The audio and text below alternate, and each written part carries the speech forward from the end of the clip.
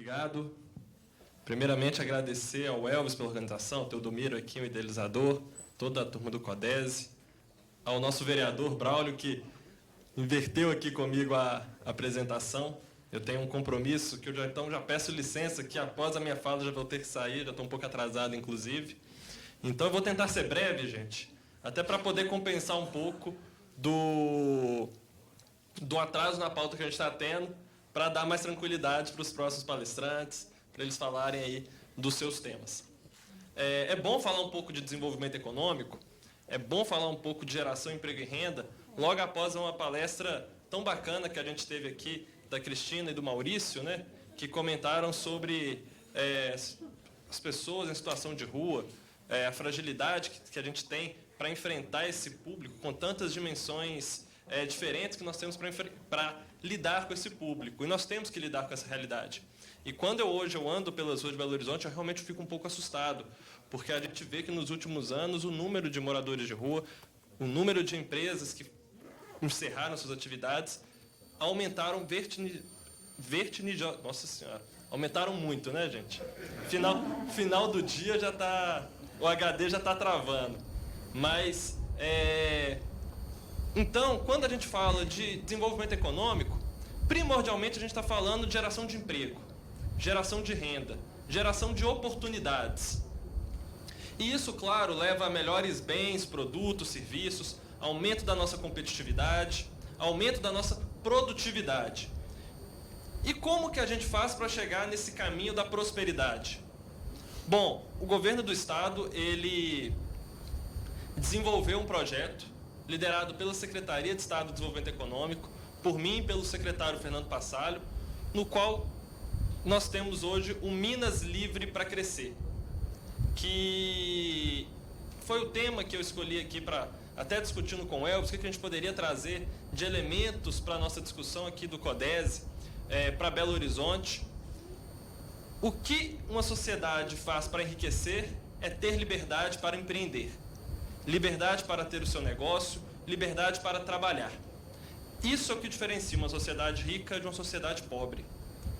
Então, quando a gente traz esse caminho para Minas Gerais, a gente automaticamente pensa em um modus operandi diferente para a administração pública como um todo. Focado na presunção de boa-fé do cidadão, focado na liberdade que as pessoas têm para exercer suas atividades econômicas, reduzir bem o intervencionismo do Estado, do poder público, sobre as atividades econômicas, para que a gente possa, de fato, ter uma sociedade que produza, que gera riqueza.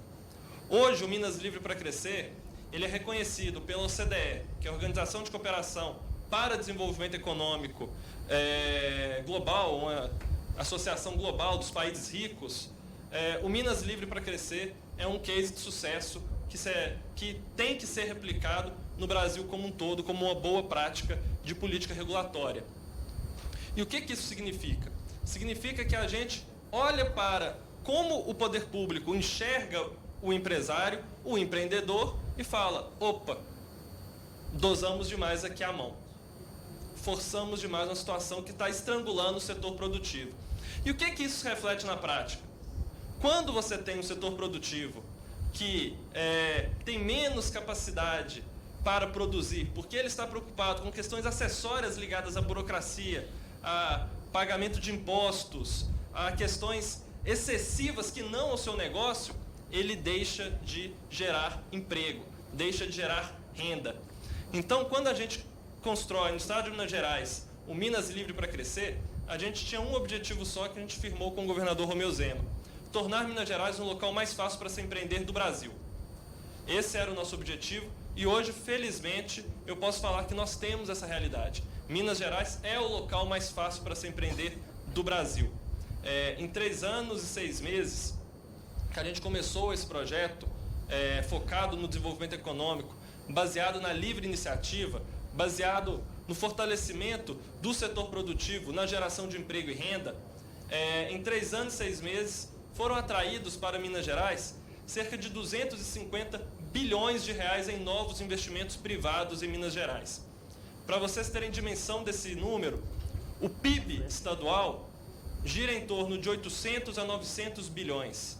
Então, com 3 anos e 6 meses, superamos aí mais ou menos 30% do valor, vamos dizer assim, do nosso PIB em novos investimentos. A título de comparação, na última gestão, sou servidor de carreira, inclusive, estou na Secretaria de Desenvolvimento Econômico há mais ou menos 10 anos, e na última gestão, em 4 anos, foram atraídos cerca de 25 bilhões.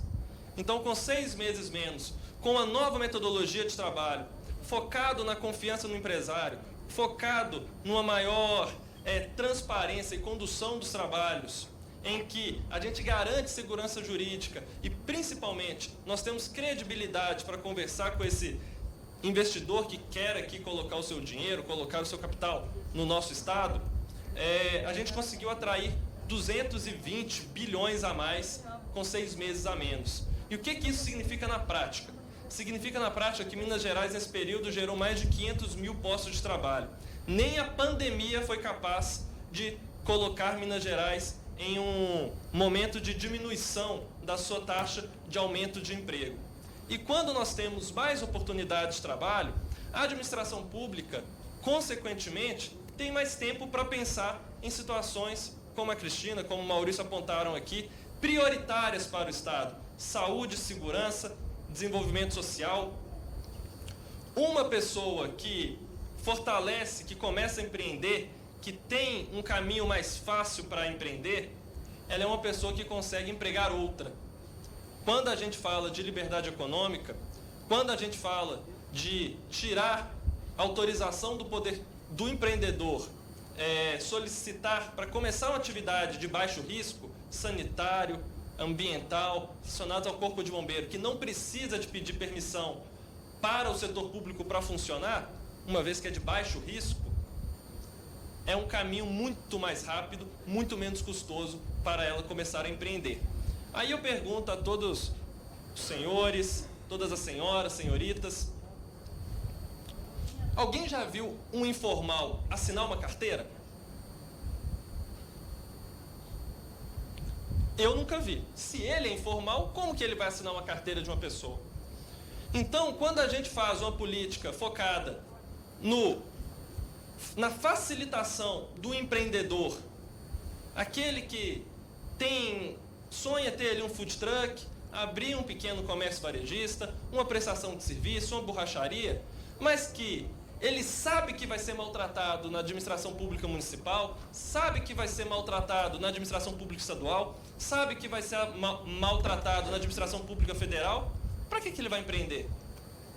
Isso sem contar nos concorrentes, em lidar com fornecedores. O primeiro desafio de um empreendedor é enfrentar o próprio Estado. Olha que loucura. Então, quando a gente tira essa amarra, a gente fatalmente estimula que as pessoas que estão buscando novas oportunidades empreendam com mais facilidade. Fique mais fácil das pessoas arriscarem empreender. E diversos estudos que nós já levantamos, o Sebrae tem alguns estudos bem legais, que apontam que mais ou menos 1/3 dos brasileiros tem um desejo de empreender, tem um desejo inerente para empreender, mas que não empreendem por conta das dificuldades que estão relacionadas à formalização, à burocracia, ao medo de uma fiscalização excessiva. Quantas vezes a gente já não viu cenas de queijos sendo queimados, enterrados, a polícia pegando barracas e destruindo? Quantas vezes? Então, quando a gente traz uma política focada no pequeno negócio, é uma pessoa que se formaliza, é uma pessoa que pode contratar outra, que vai contratar outra, que vai contratar outra. Tem nesse ciclo virtuoso de desenvolvimento. E quando eu comecei aqui na minha fala comentando que a administração pública tem que focar suas ações para quem realmente precisa, é justamente isso. Minas Gerais hoje, eu apontei os nossos números de geração de emprego, atração de investimento.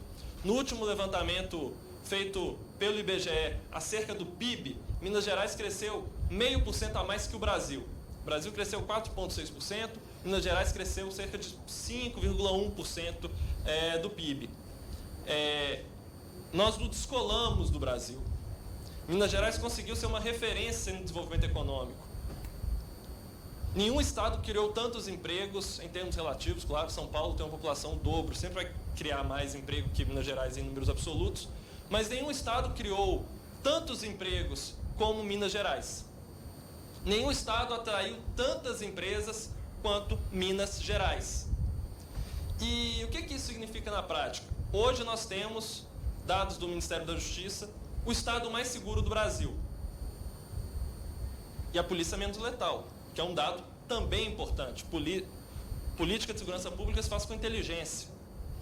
Isso facilita o quê? Investimentos maiores em educação.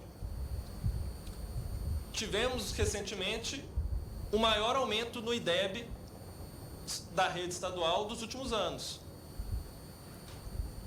Isso me garante espaço para aumentar investimentos em áreas prioritárias do Estado. Pessoas que necessitam de assistência social, mais investimento em educação.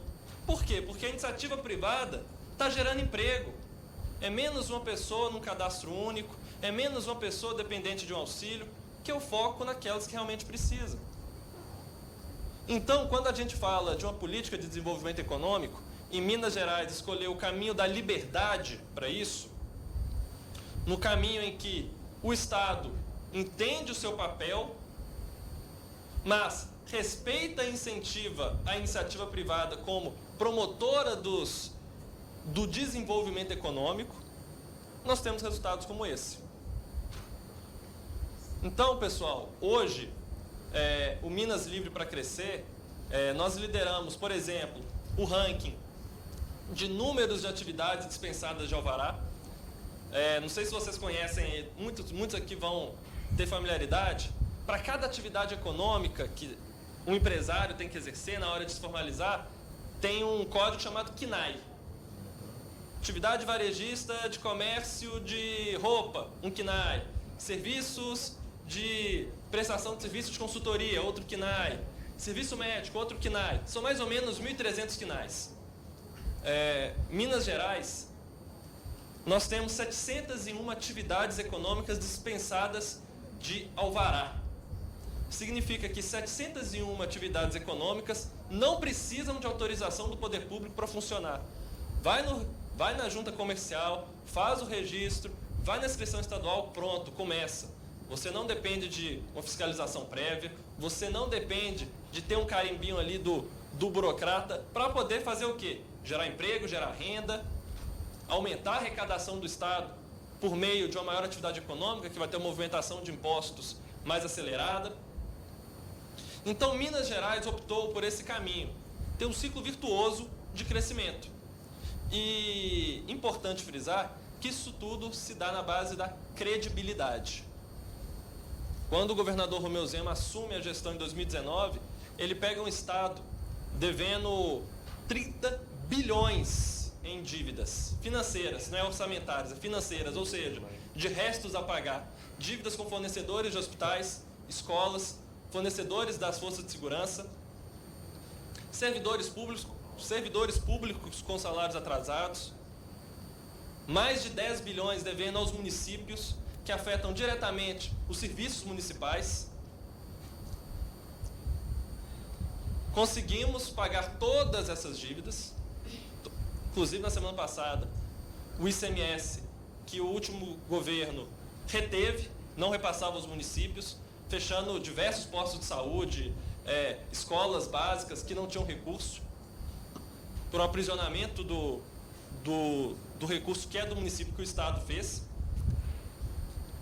Com credibilidade, apertando a mão dos prefeitos, dos empresários, cumprindo com o que é de obrigação do Estado, você recupera a credibilidade. Ninguém investe, ninguém chega em determinado local se não tiver confiança no seu, no seu Estado, né, no caso, no seu poder público. Eu não conheço ninguém que, quando é maltratado em um restaurante, em uma loja, volta lá para consumir, volta lá para comprar. Eu não conheço. Se você chega no restaurante, é maltratado, a comida está ruim, estragada, você paga lá um dinheiro, não te devolvem o troco, alguém volta para esse lugar? Eu não conheço. E Minas Gerais estava exatamente nessa situação. Então, o caminho que foi alcançado nessa jornada provam isso. Minas é o estado que mais cria emprego, é o estado que mais atrai investimento por meio do fortalecimento da livre iniciativa, do setor produtivo. Com isso, o Estado, nas suas funções básicas e essenciais, consegue atender melhor a população. Conseguem ali efetivamente entregar um bom produto e um bom serviço para a população. Encerro por aqui, Elvis. Como eu disse, fui breve, acho que eu fui até um pouco mais acelerado do que eu gostaria, mas eu até posso, não sei se vai ter aberto a perguntas, caso alguém tenha alguma dúvida, estou à disposição. E muito obrigado, viu, pessoal? Foi uma honra. Obrigado.